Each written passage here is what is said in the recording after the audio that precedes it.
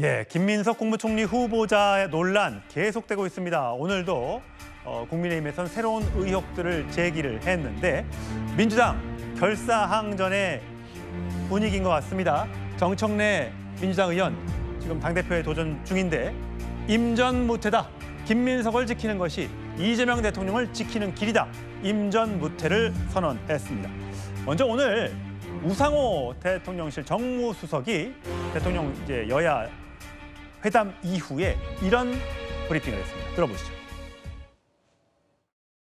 야당 지도부는 김민석 총리 후보자의 검증 내용에 상당한 문제점이 있다고 지적하였고 검증에 임하는 태도에 대해서도 부적절하다는 문제 제기를 하였습니다. 대통령께서는 청문회 과정에서 본인의 해명을 지켜보는 것이 바람직하다고 하셨습니다. 또한 김병기 대표가 모두 발언에서 제기한 인사청문회 제도의 개선에 대해서도 공감한다는 의견을 말씀하셨습니다. 특히 가족의 신상까지 다 문제 삼는 분이기 때문에 능력 있는 분들이 입각을 꺼린다는 고충도 설명하셨습니다. 김주익 전 대변인, 인사청문회 지켜보자. 그러니까 국민의힘에서 일각에서 요구하고 있는 중도 사퇴 이런 것들은 생각하고 있지 않은 모양이에요. 근데 뒷부분을 보면 인사청문회에 가족이나 여러 문제를 제기하는 어떤 그런 청문회 제도 때문에 좋은 사람들이 장관을 안 하려고 한다. 근데 사실 이런 내용은 역대 정부, 과거 윤석열 정부에서도 있었던 거 아닙니까? 그렇습니다. 이런 문제들 관련해서 박근혜 정부, 문재인 정부, 윤석열 정부를 거쳐오는 내내 그 모두가 다 공감하는 부분들은 있었어요. 다만 이게 여야의 공수가 바뀔 때마다 한쪽은 공격하는 입장, 한쪽은 또 수비하는 입장에서 서서 얘기를 하다 보니까 이 제도의 개선이 필요함에도 불구하고 계속해서 공전의 상태가 유지가 됐는데 이번에 김민석 후보자 다만을 위한 그런 부분은 아니겠습니다만 어쨌든 이 공직 후보자를 검증해야 하는 필요성은 분명히 존재합니다. 그러나 인사청문회에서 도덕성이라는 부분하고 또 정책적인 부분하고 그 본인의 능력이나 여러 가지 것들을 검증해야 되는데 이 검증의 잣대가 너무나 과도한 부분이 있다 보니까 그것도 특히 공개적으로 하다 보니까 이 공직 후보자로 나서는 사람에 대해서 인신 모독성이라든지 아니면은 흠집내기 위주의 그런 공격들이 지속되다 보니까 좋은 역량 있는 분들이 공직 후보자로 나서는 것을 굉장히 꺼려하는 그런 분위기가 있었기 때문에 이 공직 후보자의 장관 한 명을 인사검증하기 위해서는 수십 명에게 그 노크를 해야 되는 이런 상황들도 발생하고 있다. 그런 측면에서 봤을 때 이제는 어느 한쪽의 유분리의 문제가 아니라 국가의 공직 후보자로서 임용되시는 분들을 좋은 분들을 발굴하는 그런 의미에서라도 인사청문회법의 개정은 필요한 부분이 있다. 그중에서 이 도덕성과 관련된 부분은 비공개로 검증하고 정책적 능력에 대한 검증 부분은 공개로 하는 그런 방식으로 한다면 아마도 많은 능력 있는, 역량 있는 후보들을 찾아낼 수 있지 않을까라는 판단이 듭니다. 예, 국민의힘에서는 왜 지난 정부에서는 그렇게 공격해놓고 이제 와서 청문 제도를 바꾸려고 하느냐 이런 비판도 있더군요. 자, 그런가 하면 새롭게 국민의힘에서 제기된 의혹은 석사 논문을 중국 칭화대에서 받은 김민석 총리 후보자의 석사 논문 관련해서 도북자, 반도자 이런 말, 그러니까 북한을 도망갔다, 그다음에 배신했다 이런 단어가 논문에 들어간 것을 놓고 이 탈북자 출신의 박충권 의원은 생족을 목숨 걸고 탈출한 탈북민을 따뜻하게 품어준 곳이 바로 대한민국인데 그런 대한민국을 욕보이고 이런 반도자나 도북자라는 발언을 쓴 김민석 후보자는 사죄도 해야 되고 사퇴해야 된다라고 주장이 나왔습니다. 자, 김동원 의원님 보니까 오늘 국민의힘에서 일제 이 부분에 대한 비판을 하더군요. 그렇습니다. 실제로 반도자, 도북자라는 것을 저도 이 중국 검색 사이트에서 들어가서 확인을 해봤더니 바로 탈북자라는 말로 이 치환이 됩니다. 그러니까 잘 쓰지 않는 용어이면은 분명하다라는 점인데요. 왜 김민석 그 후보자가 당시에 청와대에서 논문을 쓸 때 굳이 저 용어를 썼는지 본인이 아직까지 해명을 안 하고 있습니다. 예, 그런 의미에서 이 탈북자 출신의 의원 박충권 의원의 저런 얘기는 일견 공감이 가는 얘기지 않습니까?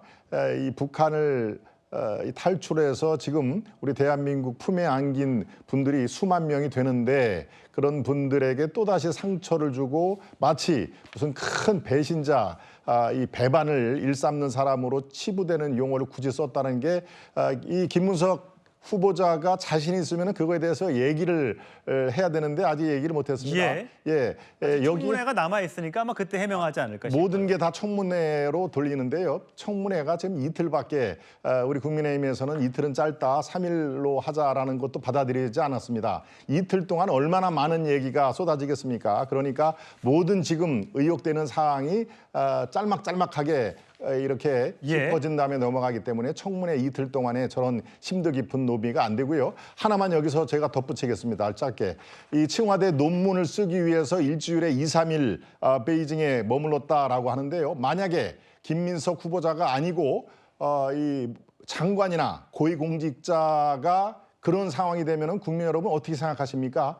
청와대 이 석사학위를 위해서 중국에 2, 3일 동안의 체류를 하고 중요한 회의, 정당에서는 가장 중요한 최고위원회를 밥 먹듯이 빠졌다라고 하는 얘기는 있을 수가 없는 얘기입니다. 그러니까 저것을 마치 정말 그 학업을 위해서 나는 저렇게 열심히 했다라는 것으로 슬쩍 치환하기에는 공직자로서의 적격 여부, 이거는 우리가 굉장히 이거는 지탄받아 마땅하고 공직자 자격이 있는지 저는 다시 한번 말씀을 드립니다. 본인의 해명으로는 뭐 최고위원회 회의를 마치고 왔다 갔다를 했다라고 주장을 하고 있습니다. 그 해명이 어떤지는 검증을 좀 해봐야겠습니다. 자, 민주당에는 바로 이런 반응이 나왔습니다.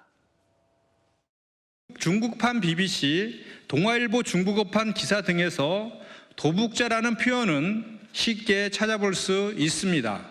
배신자라는 부정적 의미로만 몰아가는 국민의힘의 주장은 억지 주장의 철진한 색깔론일 뿐입니다. 해외 석사 학위를 문제 삼더니 출입국 기록이 공개되자 침묵했고 이제는 온본을 내라며 억지를 부리고 있습니다. 급기야 국민의힘은 색깔론까지 꺼내 들었습니다. 국민의힘의 대모습니다.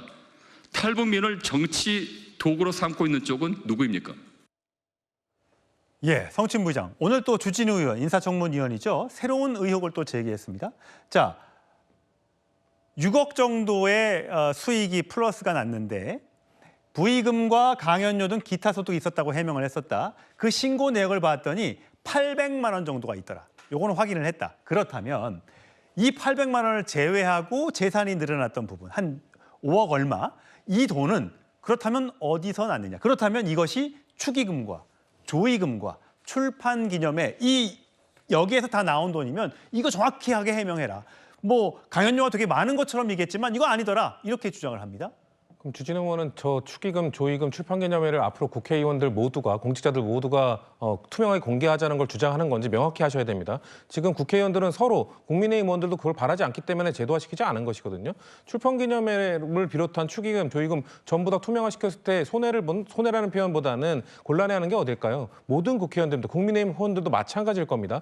지금 물론 수십억 자산가라서 이런 출판기념회나 축의금에 그렇게 영향을 받지 않는 주진우 의원은 이런 걸 깨닫지 못하겠습니다만 수십 년 동안 상당히 이 후원제도나 이런 것들이 빡빡하게 매우 제한적으로 운영되어 온 한국 정치 하에서는 저런 축의금, 조의금에 대해서는 사실상 여야 모두 그런 거에 대해서 뭐 문제 삼지 않았던 것이 관례였거든요. 사실 이런 문제가 그 과거 정세균 국무총리 인사청문회 때 또 나왔었어요. 3억 정도의 이 지출과 소비의 갭이 어떻게 된 것이냐 설명하라고 했더니 정세균 총리가 두 자녀의 결혼, 2014년과 15년에 두 자녀의 결혼에서 1억 5천만 원 정도의 축의금이 들어왔었다. 두 번에 그래서 3억 원의 갭이 있는 것이다 설명하니까 국민의힘분들도 모두 수긍하고 넘어갔던 부분이거든요. 모두가 다 인정하는 부분이나 그럼에도 불구하고 뭔가 트집 잡기 위해서 뭔가 검은 돈 아니냐는 그런 프레임을 잡기 위해서 제가 공격을 하는데요. 주진우 의원 국민의힘은 딱 9명만 더 설득해서 앞으로 정치자금법 개정해가지고 축의금, 조의금, 출판기념회 모두 100% 공개하자는 법안 만들어 보십시오. 그럼 제가 인정해드리겠습니다. 9명의 설득, 단 1명의 설득도 전 못할 거라고 생각합니다. 지금 정치 현실을 잘 모르고 그냥 그 악의적인 공격을 하기 위해 자꾸 저런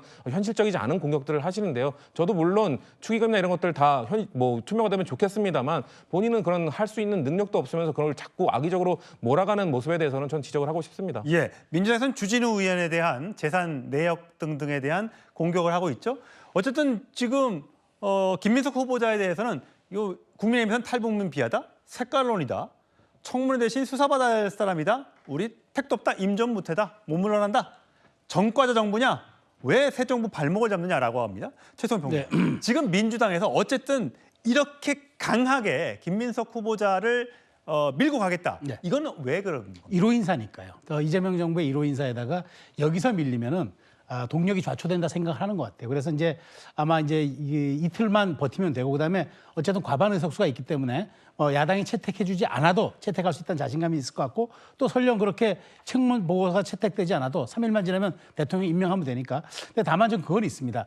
지금 어쨌든 팽팽히 맞서고 있는데 이게 국민적 눈높이라든가 국민적인 어떤 말하자면 사후동의성이 부족할 경우에 이게 이재명 정부 초기 동력의 발목을 잡을 수 있다. 그러니까 최소한 여론을 중시하는 이재명 대통령 입장에서는 이 부분에 대한 여론 관리를 당하고 어떻게 정밀하게 조율할지 이 부분은 분명히 짚고 넘어가야 할 대목이라고 생각합니다. 예, 어쨌든 절대 의석 다수를 보유하고 있는 민주당 입장에서는 총리 통과에 큰 어려움은 없을지도 모르겠습니다. 하지만 최수영 평론가가 지적했던 것처럼 여론이 청문회 이틀 이후의 여론이 어떻게 움직이느냐에 따라서 임명을 하게 될지, 그러니까 표결로 잘 이루어질지 아닐지는 그때 가서 좀 확인을 해봐야 될 것 같습니다.